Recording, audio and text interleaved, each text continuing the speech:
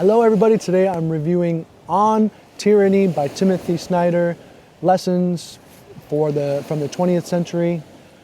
Overall, I gave this book 2.5 out of 5, a little bit disappointing, maybe more than a little bit. I saw a lot of people really say a lot of great things about this book, so I feel like I'm in the minority, and I'll try to explain why I did not think this book was that good.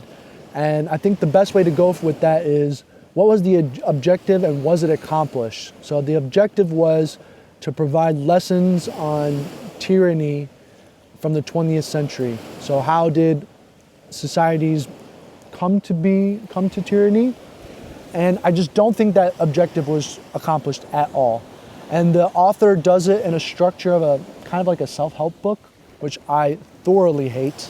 I don't like self-help books, and that's just a preference for myself, but that structure in itself, and that structure would be okay if there was some lessons to be learned. And I think there is some value to gain from this book, don't get me wrong. Lessons of kind of the big lessons of the signs to see where you were heading towards tyranny, right? And the author goes into like, okay, for example, institutions matter and these kinds of lessons, but a lot of times they feel like cheap shots towards the current presidency, right? And this isn't meant to be political or but when you're trying to provide insight on how we've reached tyranny, just saying, oh, well, the president has lied, is, well, it feels like a cheap shot punching bag where it's just hitting that same mark, right? The author basically uses Germany, Hitler's Germany, and the current presidency to point out or use as showing about the signs of tyranny.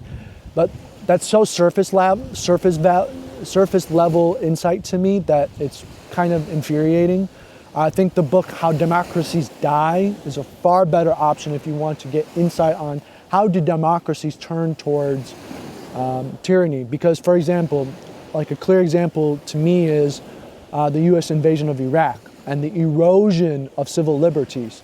That is a very poignant example of how does war turn democracies into tyranny. In some instances, maybe it can push towards democracy, so maybe one can argue, but there are far more poignant examples. Or how do media become special interests that serve as tyrannical interests, right? Because it's not just the president that's lying. Medias are serving special interests and driving narratives that end up serving more tyrannical values. And also our society as a whole is not able to function as debates or is not able to,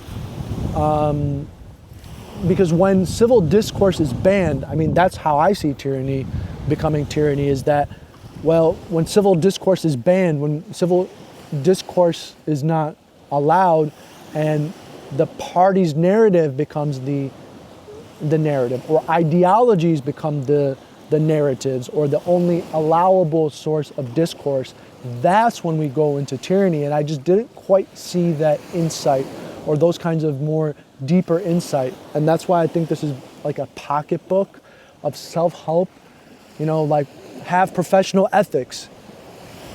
Yeah, no shit, you know, like, I don't know, like there is value here, and maybe this is a good introduction, but I think there's just far better value in a lot of other books to me than this one. And so I just don't think when I'm reading a nonfiction book is like, okay, what is that objective, and am I learning something from seeing the author accomplish that objective? And I'm just not seeing that here.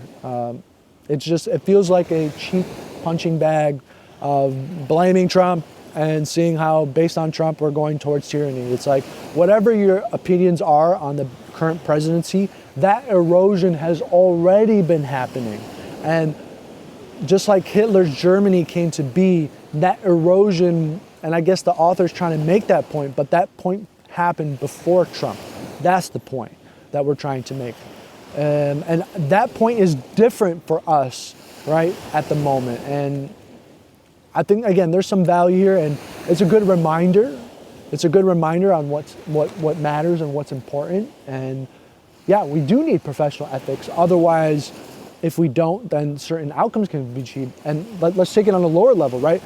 Certain forms of tyranny happening in our own workplace. Perhaps only one narrative ends up prevailing, or one ideology ends up prevailing based on if you don't stand up and have professional ethics. I think that's a very valuable lesson, but that doesn't fit the objective here, in my opinion. And that goes into structure and prose, which I only gave 2.75 out of 5. I don't like this kind of structure of self-help books, like 2 pages, boom, 2 pages, boom. It can be, and if you like, sometimes the shorter a book is, or for example, if you're presenting a memo to the president, it should be 1 page at the most. So you should say everything you need to in that 1 page. And you do get that here, and there's some value to that. And this is decently written. It's not badly written. The guy knows how to write, that's for sure. But the structure kind of took it away from me. I think it's a good written book, and it's a good pocket book, let's say. So I think you'll get something, but I just don't enjoy these kinds of structures. It always reminds me of a money grab or rug pull, whatever you want to call it. But for enjoyment, I actually did give it a little bit above average. I do think I enjoyed the reminder of these kind of basic reminders of what's important in democratic values, and institutions do matter. But again, I just think there's this way better book out there, Why Nations Fall, How Democracy Dies, which is only like 250 pages. There's just way better books to read that will accomplish this objective of showing how we end up going to tyranny. And that goes into impact and thought-provokingness, which I gave 2 out of 5, very, very low, for all of the same reasons. I don't want to constantly repeat myself.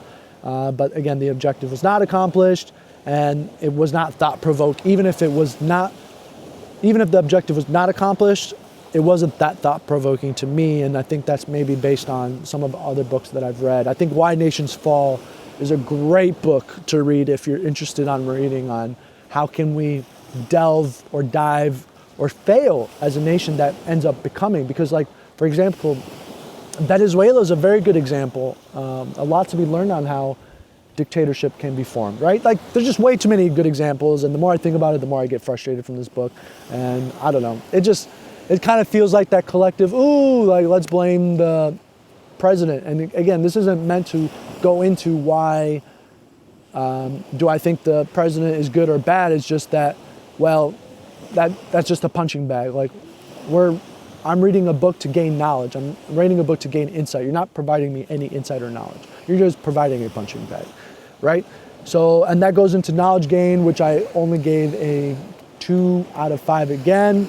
Again, there is value to read here, and which is why I gave this 2.5 out of 5. But overall, I think you can read a lot better books. I didn't gain that much from this book.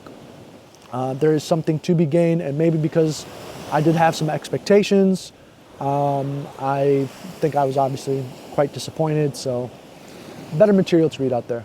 But let me know what you guys think. Maybe I'm completely wrong and just missed the mark here. Thank you.